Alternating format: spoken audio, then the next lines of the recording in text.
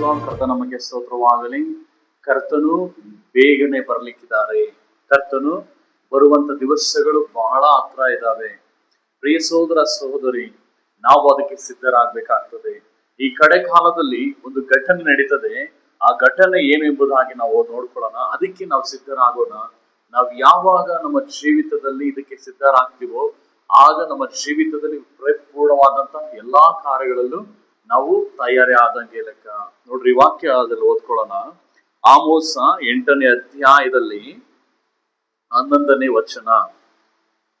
ಅದು ಅನ್ನದ ಕ್ಷಾಮವಲ್ಲ, ನೀರಿನ ಕ್ಷಾಮವಲ್ಲ, ಯೆಹೋವನ ವಾಕ್ಯಗಳ ಕ್ಷಾಮವೇ. ಅಂದ್ರೆ ಒಂದು ಬರಗಾಲ. ಕ್ಷಾಮ ಅಂದ್ರೆ ಬರಗಾಲ. ಮುಂದೆ ಬರುವಂತದ್ದು ಯಾವ ತರ ಇರ್ತದೆ ಅಂದ್ರೆ, ಅದು ಅನ್ನ ಆಹಾರಗಳ ಕ್ಷಾಮ ಅಲ್ಲ, ನೀರಿನ ಕ್ಷಾಮವಲ್ಲ, ನೀರಿನ ಬರಗಾಲ ಅಲ್ಲ, ಅನ್ನದ ಬರಗಾಲವಲ್ಲ. ದೇವರ ಈ ಸತ್ಯವಾಕ್ಯದ ಬರಗಾಲ ಬರ್ತದೆ. ದೇವರು ನಮಗೋಸ್ಕರ ಈ ಸತ್ಯವಾಕ್ಯವನ್ನ ನಮಗಿಟ್ಟಿದ್ದಾರೆ. ಆದರೆ ವಾಕ್ಯವನ್ನ ನಾವು ತಳ್ಳಿಬಿಟ್ಟು, ವಾಕ್ಯಕ್ಕೆ ನಾವು ಗಮನಿಸದೆ, ವಾಕ್ಯ ಯಾಕೆ ಗಮನಿಸಬೇಕು, ವಾಕ್ಯದಿಂದ ಏನ್ ಪ್ರಯೋಜನ ಅನ್ನುವುದಾದರೆ, ಇವತ್ತು ನೀನು ಅದ್ಭುತ ಹೊಂದಿಕೊಳ್ಬೇಕು ಅಂದ್ರೂ ವಾಕ್ಯನೇ ಕಾರಣ. ನೀನು ಆಶೀರ್ವಿಸಲ್ಪಡ್ಬೇಕು ಅಂದ್ರೂ ವಾಕ್ಯನೇ ಕಾರಣ. ನೀನ್ ದೇವರೊಟ್ಟಿಗೆ ನಡಿಬೇಕು ಅಂದ್ರೂ ವಾಕ್ಯನೇ ಕಾರಣ. ಆತ್ಮಿಕವಾಗಿ ಜೀವನ ಮಾಡ್ಬೇಕು ಅಂದ್ರೂ ವಾಕ್ಯನೇ ಕಾರಣ. ನೀನ್ ಈ ವಾಕ್ಯನೇ ನೀನು ಅರ್ಥ ಮಾಡ್ಕೊಳ್ಳಿಲ್ಲ, ಈ ವಾಕ್ಯ ನಿನ್ನ ಹೃದಯದಲ್ಲಿ ಇಲ್ಲ ಅಂದ್ರೆ, ಅದಕ್ಕೆ ದೇವ್ರ ವಾಕ್ಯ ಹೇಳ್ತದೆ, ಈ ವಾಕ್ಯಗಳನ್ನ ನಿನ್ನ ಹೃದಯದ ಹಲಗೆ ಮೇಲೆ ಬರೆದಿಕೋ. ಯಾಕೆಂತಂದ್ರೆ ಒಂದು ದಿವಸ ಬರುತ್ತೆ, ಆ ದಿವಸದಲ್ಲಿ ಅನ್ನದ ಒಂದು ಬರಗಾಲ ಅಲ್ಲ, ನೀರಿನ ಬರಗಾಲ ಅಲ್ಲ, ಬಟ್ಟೆಯ ಬರಗಾಲ ಅಲ್ಲ, ಮತ್ತೊಂದು ಯಾವುದೋ ಒಂದು ಬರಗಾಲ ಅಲ್ಲ, ದೇವರ ವಾಕ್ಯದ ಬರಗಾಲ. ನೋಡ್ರಿ, ವಾಕ್ಯ ಇರೋದ್ರಿಂದ ಇವತ್ತು ಯಾವುದೇ ಒಂದು ಸಭೆಯಲ್ಲಿ ನೋಡೋದಾದ್ರೂ ಯಾವ್ದನ್ನ ಇಟ್ಟು ನಿಮ್ಮ ಹತ್ರ ಭಾಷಣಗಳನ್ನ ಮಾಡ್ತಾರೆ, ಬೋಧನೆಗಳನ್ನ ಮಾಡ್ತಾರೆ? ದೇವ್ರ ವಾಕ್ಯ ಇಟ್ಟು ತಾನೆ. ಈಗ ದೇವ್ರ ವಾಕ್ಯದ ಒಂದು ಬರಗಾಲ ಬರೋದಾದ್ರೆ ಆಗ ಏನ್ ಮಾಡ್ತೀರಾ?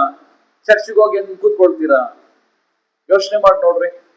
ಬಟ್ ಆದ್ರೆ ಆ ಒಂದು ಬರಗಾಲದಲ್ಲಿ ನಾವು ತಪ್ಪಿಸಿಕೊಳ್ಬೇಕು ಅಂದ್ರೆ ವಾಕ್ಯಗಳನ್ನ ಹೆಚ್ಚಾಗಿ ನಾವು ಓದ್ಬೇಕು. ಪ್ರಿಯ ಸಹೋದರ ಸಹೋದರಿ, ಈ ವಾಕ್ಯನೇ ನಿನ್ನ ಎಲ್ಲ ಲೈಫ್ ಅನ್ನ ಲೀಡ್ ಮಾಡ್ತದೆ. ಈ ವಾಕ್ಯನೇ ನಿನ್ನ ಜೀವಿತನ ನಡೆಸ್ತದೆ. ಈ ವಾಕ್ಯವೇ ನಿನ್ನನ್ನು ಆರೋಗ್ಯವಾಗಿಡಿಸ್ತದೆ. ಈ ವಾಕ್ಯವೇ ನಿನ್ನ ಜೀವಿತದಲ್ಲಿ ಆಶೀರ್ವಾದದ ಮಾರ್ಗದಲ್ಲಿ ನಡೆಸ್ತದೆ. ಯೋಹಾನ ಬರೆದ ಸುವಾರ್ತೆ 1:1 ಹೇಳ್ತದೆ, ಆದಿಯಲ್ಲಿ ವಾಕ್ಯವಿತ್ತು, ವಾಕ್ಯವೇ ದೇವರ ಬಳಿಯಲ್ಲಿತ್ತು, ವಾಕ್ಯವೇ ದೇವರಾಗಿತ್ತು. ಅಂದ್ರೆ ಈ ವಾಕ್ಯನೇ ದೇವರಾಗಿದ್ದಾರೆ. ಈ ವಾಕ್ಯನೇ ಒಂದು ತಳ್ಳಿ ಬಿಡೋದಾದ್ರೆ ದೇವರನ್ನ ತಳ್ಳಿ ಬಿಟ್ಟಂಗೆ ಅಲ್ಲ. ಮತ್ತೆ ದೇವರನ್ನ ತಳ್ಳಿ ಬಿಡೋದಾದ್ರೆ ದೇವ್ರ ಹೆಂಗ್ ನಿಮ್ಮನ್ನ ಆಶೀರ್ವಾದ ಮಾಡ್ತಾನೆ, ಬಿಡುಗಡೆ ಕೊಡ್ತಾನೆ? ದೇವರ ವಾಕ್ಯಕ್ಕೆ ನಾವು ಎಷ್ಟು ತಗ್ಗಿಸಿಕೊಂಡಿದೀವಿ. ದೇವರ ವಾಕ್ಯ ಇನ್ನೊಂದು ಕಡೆ ಹೇಳೋದಾದ್ರೆ, ಹಗಲಿರುಳುವುದನ್ನ ಧ್ಯಾನ ಮಾಡ್ತಿರ್ಬೇಕಂತೆ. ಅಂತವನು ಎಂದಿಗೂ ಬಿದ್ದು ಹೋಗೋದಿಲ್ಲ, ಆತನು ಮಾಡುವ ಎಲ್ಲಾ ಕಾರ್ಯಗಳು ಸಫಲವಾಗ್ತದೆ ಎಂಬುದಾಗಿ ಹೇಳ್ತದೆ. ಇವತ್ತು ವಾಕ್ಯನೇ ನಿನ್ನ ಲೈಫಲ್ಲಿ ಇಲ್ಲ ಅಂದ್ರೆ ನಿನ್ನ ಆಶೀರ್ವಾದ ಹೆಂಗ್ ಹೊಂದ್ಕೊಳ್ತೀಯ? ಇಂದು ನೀವು ಒಪ್ಪಿಸಿಕೊಡಲಿಕ್ಕೆ ಸಿದ್ಧವಾಗಿದ್ದೀರಾ? ಪ್ರಾರ್ಥನೆ ಮಾಡೋಣ. ಪರಲೋಕದಲ್ಲಿರುವ ನಮ್ಮ ತಂದೆಯೇ, ಯಾರೆಲ್ಲ ತಲೆಗಳನ್ನ ಬಾಗಿ ಈ ವಾಕ್ಯಕ್ಕಾಗಿ ದೇವರೇ ಒಪ್ಪಿಸಿಕೊಡ್ತಾ ಇದ್ರು, ಅವರನ್ನ ಪ್ರತಿಯೊಂದು ವಿಷಯಗಳಲ್ಲಿ ಆಶೀರ್ವದಿಸು, ಬಲಪಡಿಸು, ಆರೋಗ್ಯವನ್ನ ಕೊಡು. ಅವರ ಜೀವಿತದಲ್ಲಿರುವ ಎಲ್ಲಾ ಬಾಧೆಗಳು ನೀಗಿ ಹೋಗುವಂತೆ ನಾವು ಪ್ರಾರ್ಥಿಸ್ತಾ ಇದ್ದೇವೆ. ನಿನ್ನ ಸ್ವಸ್ಥತೆ ಶಕ್ತಿ ಕಂಪ್ಲೀಟ್ ಆಗಿ ಬಿಟ್ಟುಗಡೆ ಆಗಲಿ. ನಿನ್ನ ಸ್ವಸ್ಥತೆ ಶಕ್ತಿ ರಾಜ ಬಲವಾದ ಕಾರ್ಯಗಳು ಉಂಟಾಗ್ಲಿ. ಇದು ಕೇಳುತ್ತಿರುವಾಗಲೇ ದೇವರೇ, ಪ್ರಾರ್ಥನೆ ಕೇಳುತ್ತಿರುವಾಗಲೇ ಅವರ ಜೀವಿತದ ಶಕ್ತಿ ಬಿಟ್ಟುಗಡೆ ಆಗಲಿ ಕರ್ತನೆ. ದೇವರೇ, ಜ್ಞಾನದ ಒಂದು ತುಂಬಲ್ಪಡಲಿ. ದೇವರೇ, ಅವರನ್ನ ಬಲಪಡಿಸು, ನಿನ್ನ ಆರೋಗ್ಯ ತುಂಬಿಸು, ಎಲ್ಲ ಬಲಹೀನತೆಗಳು ನೀಗಿ ಹೋಗಲಿ ಕರ್ತನೆ. ನೀನು ಆಶೀರ್ವದಿಸು ಅಂತಂದಿ. ಈಗ ಮಾಡಿದಕ್ಕಾಗಿ ವಂದನೆ. ವಾಕ್ಯದಲ್ಲಿ ಇನ್ನೂ ಬಲಗೊಳ್ಳಲಿ, ವಾಕ್ಯದಲ್ಲಿ ಇನ್ನೂ ದೇವರೇ ಬಲಗೊಳ್ಳಲಿ ಸ್ವಾಮಿ. ದೇವರ ವಾಕ್ಯದ ಪ್ರಕಾರ ನಡೆದು ನಿನ್ನನ್ನು ಘನಪಡಿಸಲಿ.